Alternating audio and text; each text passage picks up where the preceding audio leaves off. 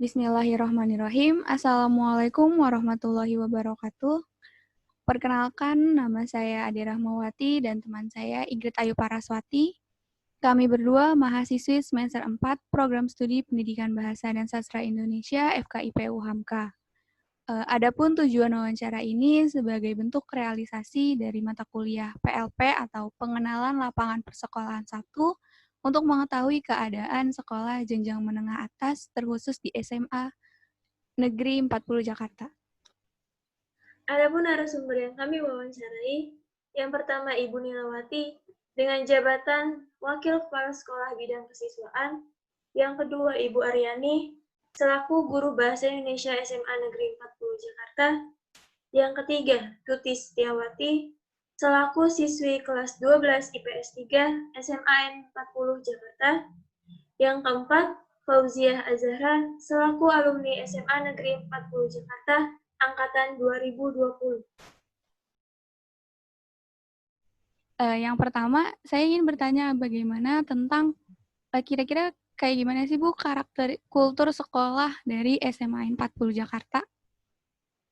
Ya, baik, terima kasih atas kesempatannya Mbak Ade, Mbak Ingrid. Dalam hal ini saya selaku wakil kepala sekolah bidang kesiswaan, mungkin ingin memberikan memberikan informasi tentang bagaimanakah kultur dan budaya SMA Negeri 40 Jakarta.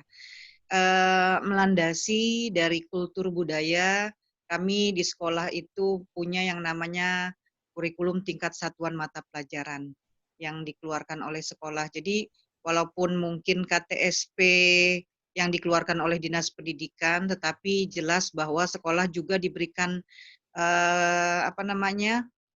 kesempatan dalam hal ini adalah membuat kurikulum tingkat satuan mata pelajaran sekolah ya yang tertuang, yang di dalamnya memuat tentang program pembelajaran, tentang visi misi sekolah. Nah, berbicara tentang kultur dan budaya sekolah, tetap kita mengacu kepada Permendiknas, lalu juga mengacu kepada Dinas Pendidikan Provinsi DKI Jakarta, dan di atas kami juga ada Sudin, Suku Dinas Pendidikan, seperti itu. Nah, kultur dan budaya sekolah yang kami aplikasikan saat ini, walaupun kita memasuki masa pandemi, tetapi jelas walaupun pada saat ini kita tidak bertatap muka, tapi kami sampaikan bahwa semuanya mengacu kepada tadi ya KTSP, lalu kami juga tuangkan dalam visi misi, lalu kami terapkan juga dalam tata tertib SMA Negeri 40 Jakarta. Kita ini adalah sekolah sehat, kita juga di dalamnya sekolah Adipura, Adiwiyata, itu kalau dilihat dari sisi kesehatan yang saat ini mungkin sangat kita kedepankan sebagai suatu hal yang esensial. Nah, kemudian budaya sekolah juga tertuang dalam sekolah ramah anak, seperti itu. Jadi dengan kami sosialisasikan ya untuk kelas 10, sementara untuk kelas 11 dan 12 karena mereka sudah paham kultur dan budaya sekolah, maka pada waktunya nanti ketika kita sudah selesai atau menyelesaikan dengan diperbolehkannya kami atau kita bersekolah kembali, maka harapannya kultur dan budaya sekolah yang menerapkan semua unsur dari visi misi, lalu tertuang juga dan tertib, itu menjadi suatu hal yang tidak menjadi kendala bagi peserta didik. Saya bertanya lagi, kira-kira struktur organisasi sekolah dan tata kerja di SMA 40 seperti apa ya, Bu? Jelas bahwa di dalam sebuah manajemen sekolah, top manajemen itu adanya di kepala sekolah. Lalu kemudian di bawahnya kita 40 itu punya 3 wakil, kurikulum, siswaan, dan humas sarpras. Nah, di bawahnya juga ada staf kepala sekolah, kemudian di bawahnya lagi guru, lalu kemudian dalam struktur keorganisasian ketatausahaan itu ada kasubag, seperti itu, ada karyawan tata usaha, ada juga caraka atau cleaning service. Ya, seperti itu Mbak Ade. Kira-kira tentang peraturan dan tata tertib sekolah itu untuk sekarang seperti apa, Bu? Ya, untuk sekarang, untuk yang tahun pelajaran saat ini kan kita memasuki tahun pelajaran 2020, 2021 startnya itu di 13 Juli kan, tahun pelajaran baru. Nah, tidak ada yang berubah dari tata tertib sebelumnya, cuma di situ kita masukkan adalah bagaimana pola hidup bersih dan sehat PHBS. Dalam hal ini adalah bagaimana nanti ketika anak kembali ke sekolah, mereka harus sudah ikut yang namanya mematuhi aturan dalam COVID-19. Itu yang kita tambahkan. Jadi selebihnya tidak ada yang kita ubah ya, karena memang tata tertib itu berdasarkan duduk bersama dewan guru, komite, seperti itu. Lalu perwakilan dari pengurus OSIS. Yang kami tambahkan adalah bagaimana di masa COVID ini ya, kami tambahkan unsur PHBS. Ya, baik. Selanjutnya Ibu mengenai praktik-praktik pembiasaan di sekolah. Karena kan saya paham, karena saya alumni dari 40, di 40 itu ada praktik pembiasaan dan kegiatan positif di dalamnya. Bisa Ibu jelaskan lebih detail tentang kegiatan dan pembiasaan tersebut? Ya, praktik itu kan pada dasarnya bisa dibagi dua ya. Jadi praktik yang memang masuk ke dalam akademik ya, ataupun praktik dalam non akademik. Kalau praktik akademik pasti korelasinya dengan mata pelajaran. Semua ya pelajaran itu harus memenuhi yang namanya kognitif, praktik dan afektif. Cuman yang tidak mungkin, yang tidak ada praktiknya adalah geografi, ya kan? Lalu ada pelajaran apa? Ekonomi, ya. Dari agama, olahraga, bahasa Inggris, bahasa Indonesia itu ada praktik-praktiknya. Tinggal bagaimana guru di masa COVID ini meng-create, mengemasnya, sehingga untuk sekali tatap muka itu lebih kurang 1,5 jam atau 90 menit dapat dimaksimalkan. Sedangkan yang untuk non-akademik, mungkin bisa dilihat dari kegiatan ekskul, ekstrakurikuler. Semuanya jelas harus mengacu kepada bukan hanya sekedar praktik, tapi juga secara teoretikal. Bagaimana mensinergikan teori dengan praktik. Iya, Mem. Kemudian terkait pembiasaan sekolah sebelum mulai pelajaran kan biasanya ada literasi ya, Mem. Ya. Apakah sekarang masih dilaksanakan atau tidak? Ya, jadi kalau sebelum pandemi juga saya bicara sebelum pandemi ya, kalau pembiasaan itu pasti, pembiasaan 40 itu dimulai dari pagi hari ketika mereka masuk dengan senyum, salam, sapa, gitu kan. Itu di pagi kita sudah menyambutnya, lalu kemudian kegiatan tadarus, kegiatan keagamaan untuk yang Kristen, mungkin saat teduh, untuk Katolik, Buddha, dan seterusnya. Lalu kemudian pembiasaan lain adalah pembiasaan literasi. Ya, kita tetap melakukan literasi, tetapi tidak seperti dulu. Tetapi saat ini kita hanya mengambil literasi itu 2 kali seminggu, itu 2 kali pelaksanaannya, jadi tidak tiap hari. Nah, untuk pandemi ini karena memang waktunya demikian singkat, jadi PJJ, pembelajaran jarak jauh di masa pandemi ini kan startnya pukul 7 sampai pukul 12 siang. Nah, untuk melakukan literasi, kita belum bisa masuk ke dalam program tersebut dikarenakan memang waktunya demikian sempit sekali, sehingga diputuskan oleh sekolah literasinya kita tunda dulu sampai mungkin situasinya bisa berjalan normal di masa new normal. Saya ingin bertanya lagi tentang berkaitan dengan kegiatan-kegiatan di sekolah. Kira-kira untuk upacara gimana Bu kegiatan upacara? Kan biasanya kadang kalau hari Senin ada upacara atau hari-hari besar itu. Kira-kira seperti Ya, apa? jadi di masa pandemi ini memang kita sudah yang namanya merampingkan semua kegiatan-kegiatan tersebut. Jadi upacara ya saat ini kita belum melakukan kegiatan tersebut sehingga untuk hari Senin pagi, ya Senin sampai Jumat kita awali dengan ibadah saja dulu, seperti itu. Oh iya, untuk kelas 12 sendiri kan biasanya suka ada PM ya Bu ya, pendalaman materi. Ya. Nah itu kira-kira untuk sekarang ini kayak gimana Bu? Apakah masih diadakan atau mungkin ada peraturan baru?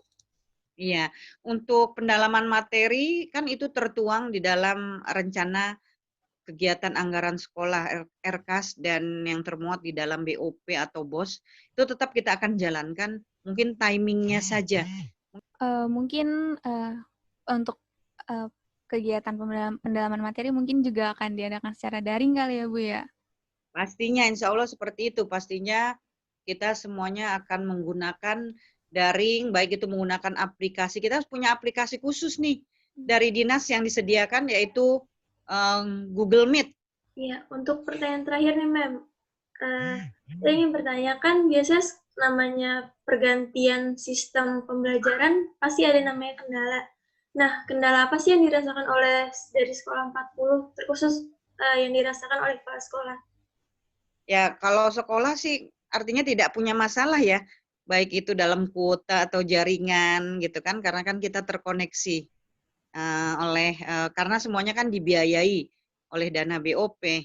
Nah, yang menjadi kendala adalah di siswanya seperti itu. Apakah mungkin mereka keterbatasan dalam kuota, jaringan, bahkan HP pun mereka itu ada yang tidak support. Atau mungkin ya itu sama sekali tidak memiliki HP, itu masih ada. Yang pertama, saya mau nanya nih Bu, terkait tentang keadaan pembelajaran saat pandemi kayak gini. Kan biasanya kalau kelas itu bertatap muka langsung ya Bu ya.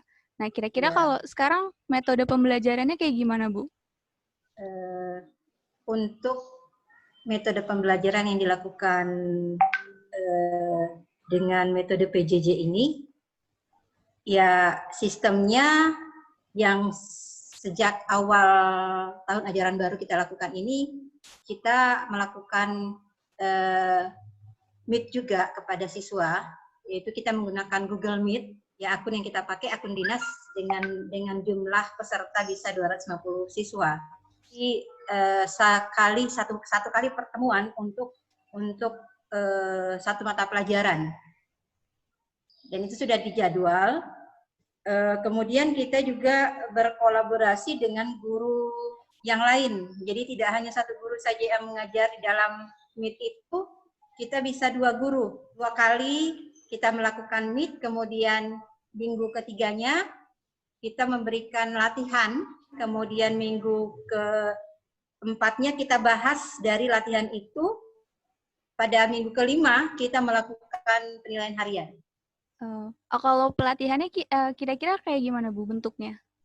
Pelatihannya bentuknya ada soal PG yang kita berikan, ada soal uraian juga kita berikan. Baik Bu, jadi selanjutnya yang saya mau tanyakan terkait pembelajaran daring, pasti kan Ibu memiliki aturan di dalam kelas. Nah, apa sih perbedaan peraturan di dalam kelas itu saat pandemi dan sebelum pandemi terjadi? Kalau aturan yang saya terapkan sendiri, pertama itu karena kan kita tidak tatap muka, jadi kehadiran tetap harus kita perhitungkan. Jadi kita tetap mempersiapkan daftar hadir. Jadi kalau saya kan menggunakan Google Classroom, di Google Classroom itu saya sudah siapkan daftar hadirnya. Jadi sebelum 15 menit sebelum pembelajaran dimulai, mereka sudah harus isi presensi terlebih dahulu. Nah setelah itu baru saya memulai pembelajaran, dan peraturannya bahwa ketika kita mengadakan Meet, siswa harus mengaktifkan videonya. Karena kan supaya kita tahu mereka standby atau tidak. Terus terkait waktu kehadiran, ada kompensasinya nggak? Misalkan telat masuknya itu 15 menit sebelum mulai atau seperti apa? Ya, saya beri kompensasi 10 menit. Jadi 10 menit setelah pelajaran berlangsung, itu saya masih anggap dia tidak terlambat. Tetapi ketika lewat dari itu ya saya nggak terlambat, meskipun dia hadir. Mungkin lanjut lagi ya Bu ya. Ini tentang kegiatan pembiasaan yang ada di sekolah. Katanya kalau dulu itu sebelum pandemi setiap pagi baca buku gitu. Nah, kalau sekarang kayak gimana, Bu? Apakah masih dijalankan atau tidak? Kalau sekarang, jadi pukul 6.30 itu sampai dengan pukul 7 untuk yang Muslim tadarusan, ya. Untuk yang non-Muslim itu ada ibadah pagi juga. Jadi itu yang kita lakukan selama ini. Berarti tetap dipantau ya, Bu? Tetap dilaksanakan, cuma berbeda, agak lebih berbeda dikit. Ya, betul. Terus juga untuk kelas 12, apakah ada pendalaman materi, Bu? Kalau untuk saat ini mungkin belum ya. Tapi untuk di pelajaran kami sendiri, saya dengan guru, dengan Bu Lambok sendiri itu mencoba untuk memberikan mereka peluang, menanamkan pemahaman, mempertajam pemahaman di materi bahasa itu, terutama dalam kebahasaan. Jadi kami menerima pertanyaan-pertanyaan dari mereka kapanpun dan kami akan siap jawab. Tapi tidak ada waktu khusus ya, tidak ada waktu khusus. Terus terkait pelaksanaan kegiatan sekolah, bagaimana sih Bu upaya dari sekolah itu sendiri selama pandemi ini? Karena kan pembelajarannya diubah menjadi daring ya. Apakah di awal ada kesulitan dalam pelaksanaan pembelajarannya atau bagaimana? Jujur saja mengalami kesulitan. Karena kita mencoba untuk mencari metode-metode apa yang tepat. Apalagi banyak guru yang masih kurang menguasai teknologi. Menurut Ibu bagaimana respon dari siswa yang Ibu ajar terkait dari pembelajaran daringnya berubah? Karena kan pembelajaran bahasa Indonesia itu terbilang sulit apabila dilaksanakan secara daring. Iya. Kalau untuk sampai saat ini sih tidak ada keluhan ya. Mereka masih mengikuti dan juga ya belum ada keluhan lah dari anak-anak. Nama aku Tuti Setiawati dari SMA 40, sekarang aku kelas 11. 11 apa deh? 11 IPS 3. Salah, 12 deh, 12 IPS 3. Silakan Zahra. Ya, aku Fauzia Zahra, alumni SMAN 40 Jakarta tahun 2020 kemarin. Pertanyaan pertama ya, yang mau kakak tanyain ke kalian berdua nih, mengenai kegiatan di sekolah. Nah, yang kakak mau tanyain, kegiatan apa aja sih yang ada di 40 itu? Kegiatan di 40 banyak kegiatan positifnya, kayak misalnya setiap pagi tadarus atau literasi. Kalau misalnya di setiap hari Jumat ada tadarus di lapangan, tadarus bersama. Nah, kalau misalnya yang kayak dari Senin sampai Kamisnya itu tadarus di kelas gitu, Kak. Terus yang kakak mau tanyain mengenai kegiatan sekolah tentang gerakan literasi sekolah. Kan dulu di angkatan Kak Ingrid, ada yang namanya di setiap kelas ya, di pojok, itu kan ada buku-buku tuh untuk literasi anak-anak. Nah, kalau sekarang bagaimana? Kalau sekarang di setiap kelas pun masih ada pojok literasi kayak gitu, cuman mungkin sekarang ditambahin, jadi tuh setiap tangga atau setiap mungkin setiap sudut-sudut jalanan di sekolah itu ada juga pojok literasinya. Untuk gerakan literasinya sendiri pun kayak tiap pagi pun ada, jadi setiap selesai baca Al-Quran, ada kegiatan sekitar 10 atau 15 menit buat baca literasi gitu. Oke. Kayak mulai literasinya itu setiap hari kan, Senin sampai Kamis, kecuali hari Jumat. Karena kan Jumat emang full buat tadarus, jadinya literasinya nggak ada. Oke, nah ini kakak mau lanjut ya nanyanya tentang upacara-upacara nih. Kan biasanya kan ada tuh upacara hari Senin atau upacara hari-hari besar kan. Nah, kira-kira kalau sekarang itu kan sekarang lagi pandemi ya. Nah, itu pelaksanaannya kayak gimana? Masih adakah atau ditiadakan? Kalau untuk sekarang kayaknya ditiadakan deh, Kak. Kira-kira ada gantinya nggak sih? Maksudnya kayak entah apa gitu dari guru atau dari sekolah? Mungkin kayak himbauan kayak hari kesaktian Pancasila atau hari apa gitu. Ini Zahra sama Tuti ikut organisasi sama ekskul nggak? Ikut. Boleh tahu apa? Rohis. Iya, sama Rohis sama Saman sih. Kalau organisasi, Zara ikut OSIS. Oke, Ya. buat pertanyaan selanjutnya nih, terkait tentang ekskul. Kan kita tahu ya lagi pandemi, pasti ada perbedaan dalam pelaksanaan ekskulnya sendiri ya. Nah, itu bagaimana pelaksanaan di ekskul kalian gitu? Kalau dari Zahra ya, kan yang kelas 12 itu udah nggak diadain ekskul, kayak nggak diizinin lagi buat ikut ekskul ya, buat fokus aja gitu sama belajar. Jadi waktu kata ada pandemi itu, emang Zara nggak ngerasain waktu ekskul lagi pandemi. Jadi Zara ngerasainnya ekskul yang masih normalnya gitu.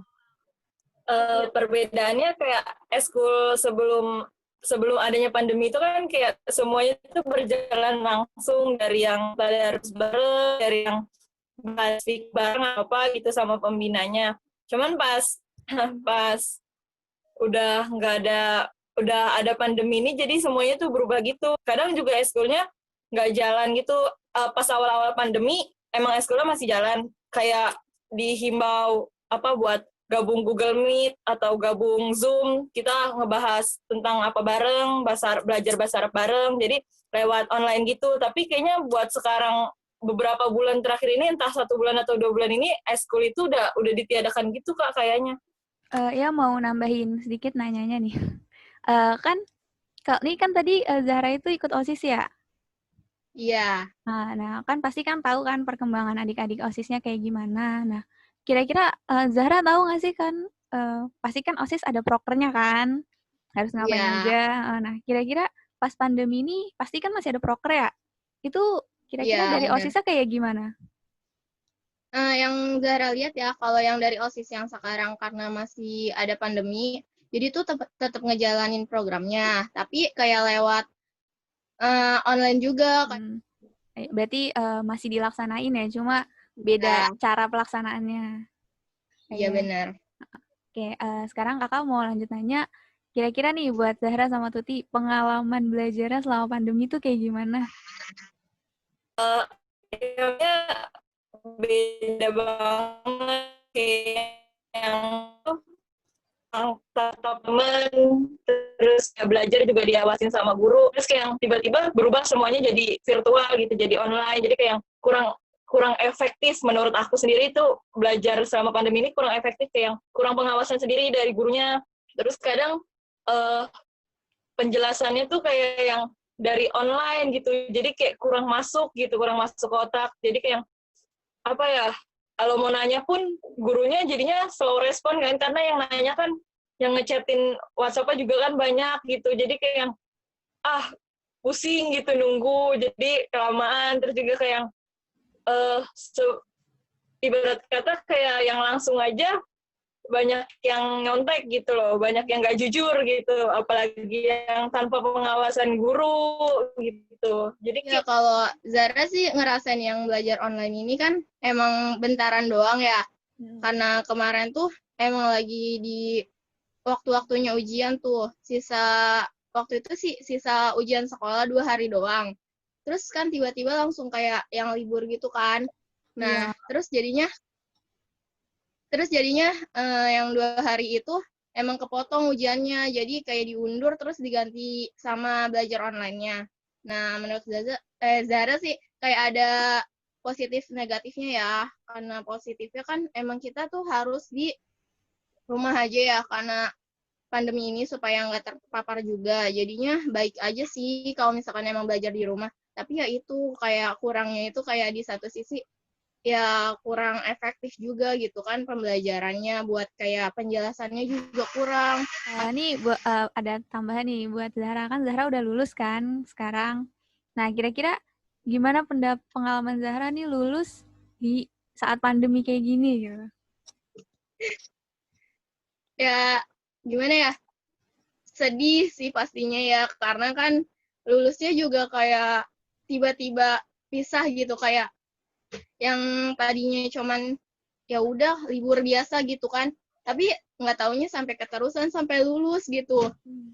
Sedih sebenarnya, karena kan pasti kalau yang lulus itu kan udah menyiapkan ya, kayak ini nanti kita ada acara graduation, malam perpisahan atau sebagainya, kayak mau jalan-jalan juga sama teman kelas atau teman-teman dekatnya. Terus kan karena pandemi ini sampai sekarang masih kayak gini keadaannya, jadi terpaksa semuanya harus dibatalin.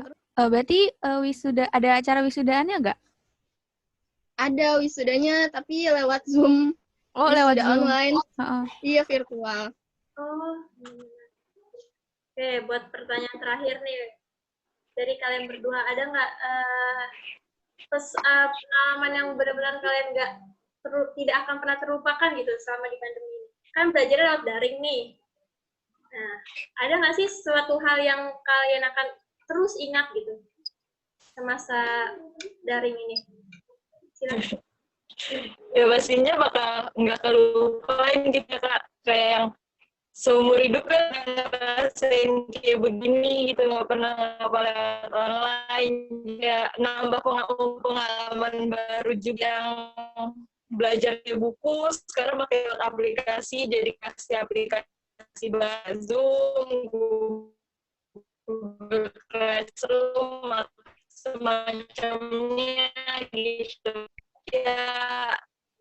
Ya, kayak yang nggak pernah terlupakan ya itu lulus di masa-masa pandemi kayak gini. Kayak jadi pertama kali banget kan ya, harus kayak nerima ikhlasnya gitu. Kayak lulus, ya lulus aja, nggak ada kayak kesan-kesannya. Kayak gitu sih, yang nggak bisa dilupain. Ya tiba-tiba pisah aja di pandemi kayak gini. Terima kasih kepada semua narasumber atas penjelasan yang telah diberikan. Kami mohon maaf apabila adanya kekurangan. Kami akhiri. Wassalamualaikum warahmatullahi wabarakatuh.